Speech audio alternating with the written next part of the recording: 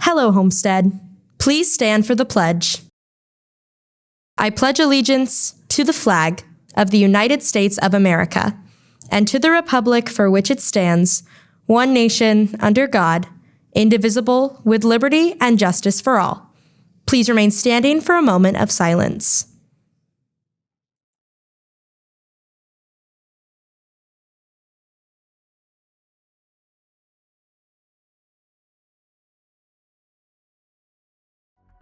From Homestead Media, this is HHS In-Depth.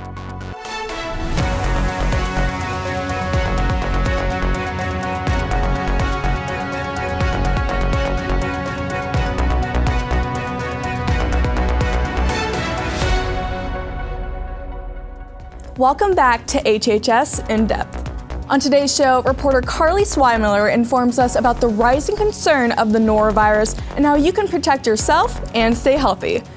Then Kai Noam brings us a story on an online tutor resource here for Homestead students and how you can utilize it for classes. Later, Braden Graff introduces us to the creative student composers and their hard work producing music for Homestead. And finally, we'll give you a recap of this week's sports with an all-new edition of Down to the Wire. This and so much more, only on HHS In-Depth.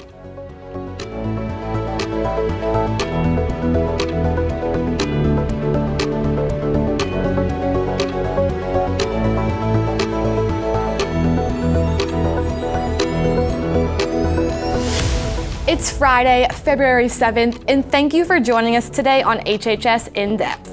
I'm Leah Stoip. And I'm Taylor Ham. And Leah, on Sunday, Punxsutawney Phil came out and saw his shadow, which means we will be getting 6 more weeks of winter. Which is crazy because Monday was one of the warmest days this week. It was so nice to be able to go outside without a jacket, and I really hope it continues this weekend. Well, thankfully, Noah Tempest is in to fill us in what this weekend will look like. Well, luckily for you guys, Phil was wrong this weekend. As you leave school today, the temperature will stay in the low 30s, but hopefully it should get a little bit warmer on Saturday, with the temps rising to about 37 degrees with an 85% chance of rainfall, so you should probably keep an umbrella on hand. Next day will drop a little bit more to 34 degrees, but fortunately the sun should peek through the clouds, which should help us feel a little bit warmer this weekend. And while this Sunday is traditionally used as a homework catch-up day, you may want to take advantage of the rainy day on Saturday and do your work then. Noah Tempest, HHS In-Depth. And now we go beyond Homestead. Last Friday, a medical transport jet crashed in a city intersection in Philadelphia, just days after a deadly collision between a plane and a military helicopter in Washington, D.C. The medical jet held 6 passengers, including a child patient, her mother, and 4 others who were returning to Mexico after the patient received treatment from the local children's hospital. The cause of the crash remains under investigation. In other national news, just 2 weeks after the inauguration, President Trump has already made several drastic changes to foreign policy, including a plan to place high tariffs on 3 of our biggest trading partners. Last Saturday, Trump announced a 25% tariff on goods from Mexico and Canada. After backlash from Mexican and Canadian officials, Trump agreed to postpone the tariffs for 1 month, allowing time for diplomatic talks. A 10% tariff on Chinese goods still went into effect on Tuesday. Thank you, Leah, for some news outside the walls of Homestead. With flu season in full swing, there's another virus making its rounds, the Norovirus. It's highly contagious and spreads quickly, especially in schools. HHS In-Depth reporter Carly Swimiller has more on what it is and how to protect yourself. Norovirus is often called the stomach flu, but it's not actually related to influenza. It's a virus that causes vomiting, nausea, and stomach pain and more. It spreads easily through contaminated foods, water, and surfaces, making schools a hot spot for outbreaks. As we see schools like Concordia now closing for the week due to an illness outbreak, it makes us wonder what we can do to prevent this strain. For schools, it can spread easily because a student could vomit in class and then those particles can aerosolize, and then anyone who inhales them or gets them in their mouth can then get sick from the virus. So how can you prevent norovirus? The best way is proper hygiene. Wash your hands frequently with soap and water for at least 20 seconds, especially before eating or after using the restroom. Hand sanitizer is not effective against norovirus, so using soap and water is key. Another important step is disinfecting commonly touched surfaces. Using a bleach-based cleaner can help kill the virus and stop it from spreading. If you do get sick, it's important to stay home for at least 48 hours after your symptoms stop. Norovirus is still contagious even after you start feeling better. The norovirus outbreak can happen quickly, but taking simple precautions can help keep you and those around you safe. Carly Swimiller, HHS In-Depth. Thank you, Carly, for the story. We'll be right back on HHS In-Depth, but first, we kick off our celebration of Black History Month. Throughout February, we highlight influential Black Americans and their lasting contributions to society. Stay tuned for more HHS In-Depth coming up next.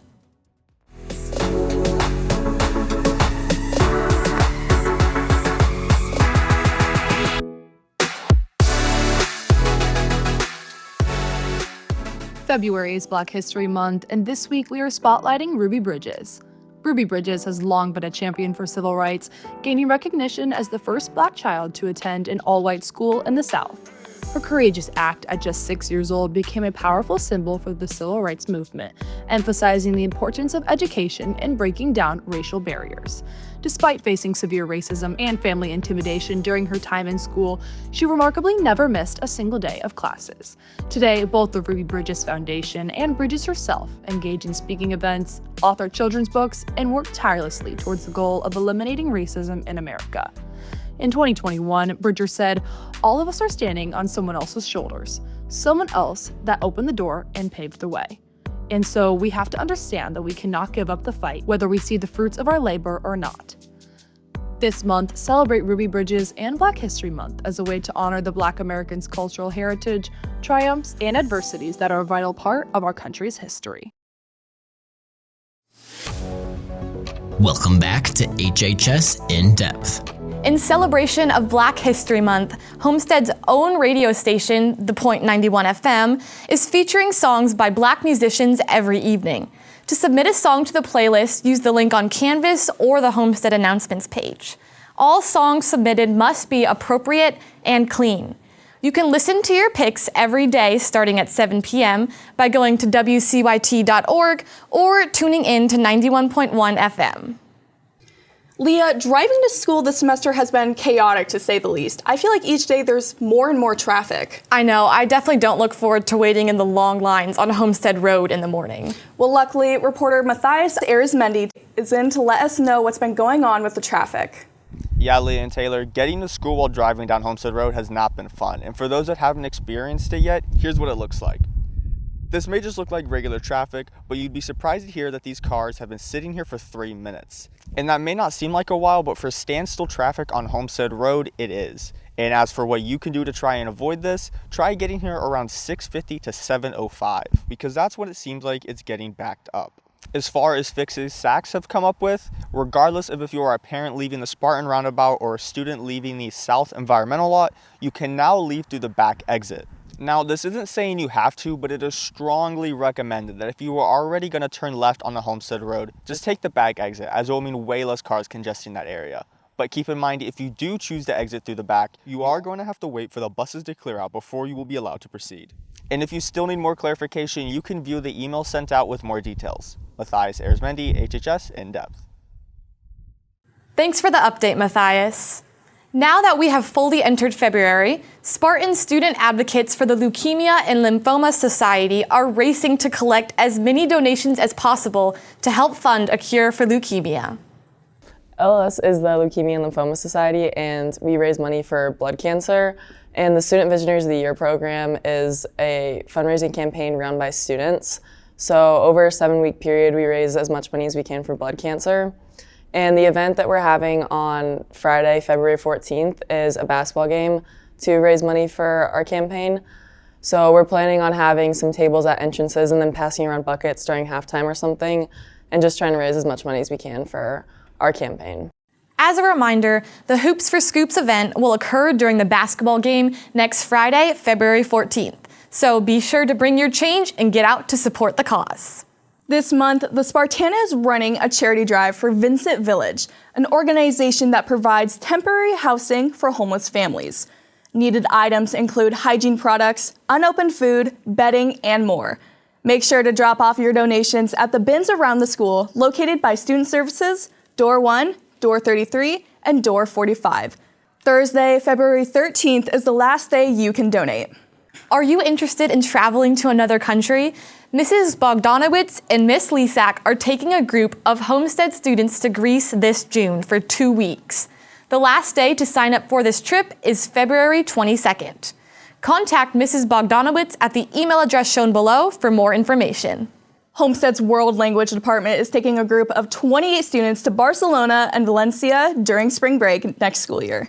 The trip is open to students who will be in Spanish 2 or higher next year. If that applies to you, make sure to attend the Parent and Student Informational Meeting on March 3rd at 6 p.m. in the Gray Box. The Ivy Tech dual credit course's spring registration deadline is today. Missing or incomplete registration means no college credit for that student. Follow the step-by-step instructions in your Year of Graduation Canvas course to get more information on how to complete this task. Class of 2025. If you have not yet ordered your cap and gown for graduation, please do so by March 1st to ensure delivery to the school. All cap and gown orders will be distributed in mid-April during all lunch mods.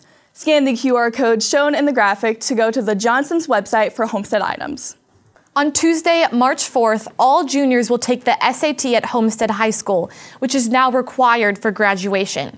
Freshmen will stay at home and complete the Ivy Tech knowledge assessments that qualify them for over 40 free college courses offered at Homestead. Students in grades 10 and 12 will have an e-learning day with traditional coursework from their teachers. Speaking of classwork, you can probably agree that homework can get hard. And if you've ever been stuck on a problem, that makes it even more frustrating.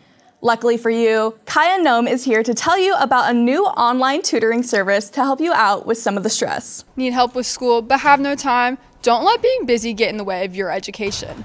With Ask Rose, professional tutoring is just a click away. Ask Rose is a free tutoring service that is available to any students. It is specifically for math and science, and it is through the University of Rose-Hulman. So Rose-Hulman is a college that is known for their STEM programs, science, technology, math, engineering. The way this website works is simple. You fill out your information, they will connect you with a tutor in minutes. From there, you can either choose to chat or call. If you choose to chat, you can send them a picture of the problem you are stuck on, and they will try to help you out step by step. I think what I like about it is that it can sometimes get a third party. You know, if families are really getting stuck with homework at night and they're not sure what to do, they can at least give this a try. And so that's what I like. It's for those late night challenges. Ask Rose only operates Sunday through Thursday from 5 to 10 p.m., so make sure to ask your questions then. If you are noticing that you need a little extra help in math or science, make sure to visit the link below to get the help you need. Kaya Nome, HHS In-Depth. Thanks for the story, Kaya. Looking at our performing arts, Homestead Show Choir had their first competition of the season this past weekend at Northrop High School, finishing as first runner-up. The show choir will compete again tomorrow at Carroll. Here at Homestead, several students have their own individual hobbies, but some stand out more than others. 2 Homestead students are making it big in the music scene, even making arrangements for our very own choirs. Reporter Braden Graff is in now to give us the inside scoop on these musicians. When I say the word composer, who do you normally think of? Most traditional answers include Beethoven and Mozart, who were composers in the 1700s. However, there are many talented composers today, some even being in our own school. I think I've always been writing music since I was very young. I would always make up songs to sing to my mom. But the first time that I actually sat down and wrote something or arranged a piece of music was probably freshman year for show choir. That really helped me find my spark and get into writing music. I've been exposed to music my whole life. My dad's a big singer, so I've been around that forever. And then my uncle, a vocal coach and a band director at Leo. So I've just kind of been around it my whole life. Both Allie and Josh have made arrangements for the choir's holiday concerts. Have Yourself a Merry Little Christmas and I'll Be Home for Christmas. But you may ask, how do they even get started? So when I'm arranging a piece, I usually sit down and listen to the song and think, this part could use something extra, or this part could be extended, or I could add something here, and then I'll go in and I'll do it step by step. Apps like Notes, MuseCore, and BandLab are used through this process. Find inspiration in what makes you happy. Like take things from other music and just, I don't know, be creative. If you were inspired by these young composers, you may want to try to compose a song of your own. If you have any questions about becoming a composer, you can email them at the email addresses below. Braden Graff, HHS In-Depth. Thanks for the story, Braden. We'll be right back on HHS In-Depth.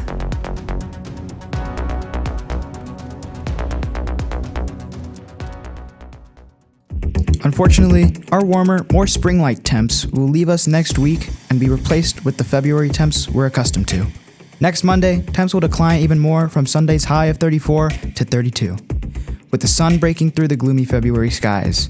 The next day, on Tuesday, it will stay around the same temperatures, but the sun will be tucked away into the clouds. On Wednesday, the temperature will go down once more to 29. Finally, on Thursday, the temperature will go up very slightly to a high of 30, with our day being much less cloudy. Make sure to wear your coats this week, Spartans. Noah Tembris, HHS In-Depth.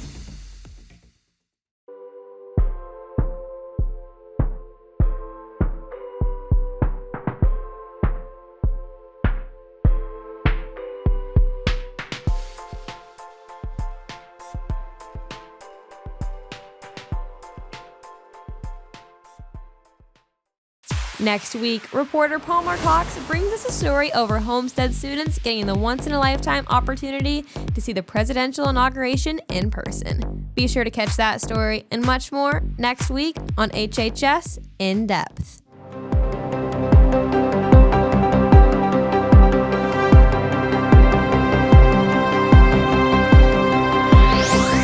Welcome back to Down to the Wire. I'm Grace Dickmeyer. Our winter sports teams have been busy this week, starting off with boys wrestling. Our boys wrestling team dominated at sectionals with winners across the board. Sectional champions in various weight classes are Hunter Douglas, Ben Hartzell, John Bear, and Jake Thrash. Good luck at regional, Spartans. The gymnastics team competed at the Chesterton Invitational last Saturday with a score of 109.90. Jillian Krieger won 4 out of 5 events: vault, bars, floor, and the all-around. Sophomore Molly Wilkins also placed second on the balance beam. Congrats, ladies. Girls swim and dive competed at the prelims for sectionals last night at Southside, and a large majority of the swimmers advanced to the finals. If you see your Lady Spartans in the hall, wish them good luck for finals tomorrow morning. The girls basketball team ended their regular season with a 22-2 record, making it up to the number 3 seed in the state coaches poll. Tonight, they turn their attention to the postseason and a chance to make it run at a state title. Reporter Josh Bobe caught up with the team earlier this week at practice to see how they're preparing for the state's single elimination tournament, which starts tonight at Spartan Arena.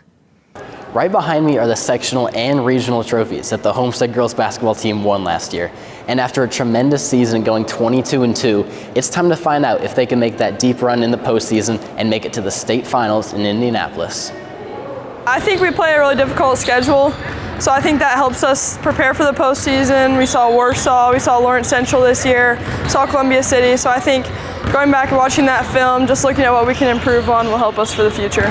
We're on a pretty large win streak right now and had a couple close games, conference wins, so I think that gives us a lot of confidence going into it, but we also have to, stay humble and ready because anybody can beat anybody in postseason, and we know that, so we have to prepare the same for everybody. Having such a young team would raise concerns for many other teams about leadership and confidence, but the players on this year's team believe that the results on the court speak for themselves. Last year we were pretty young, so I think the postseason helped us mature quite a bit and just know what's at stake during postseason, so I think that'll help us this year and just how to handle the pressure and be mature in tough situations. I think we're confident but also humble at the same time. I think we know what we want. We want to go far, but we also understand there's good teams out there, but we're confident that we can beat them, but we're also humble. It's really focused on the team that we're playing next instead of looking ahead, and Coach Parker continues to remind us of that. But I think as long as we stay hydrated, keep from being sick, that was another big thing for us last year, and just having that experience for sure. With all that being said, the girls still have a long road ahead of them if they want to achieve their goals and make it to Gainbridge Fieldhouse in March. Make sure to come out here tonight and support the girls in their first sectional game and wish them luck on their long journey ahead. Josh Bobe, HHS In-Depth. Thank you, Josh, and good luck to the girls as they host Wayne tonight at 7:30 p.m. That will wrap up this week's edition of Down to the Wire. Make sure to follow Homestead Athletics on Instagram and Twitter for updates on Homestead-related sports news. Grace Dickmeyer, HHS In-Depth. Back to you, Taylor and Leah. Thank you, Grace, and thank you for watching our show today. Make sure to follow our socials to keep up with the latest news from Homestead Media. We'll see you back again next week for another edition of HHS In-Depth. Have a fantastic weekend, Homestead.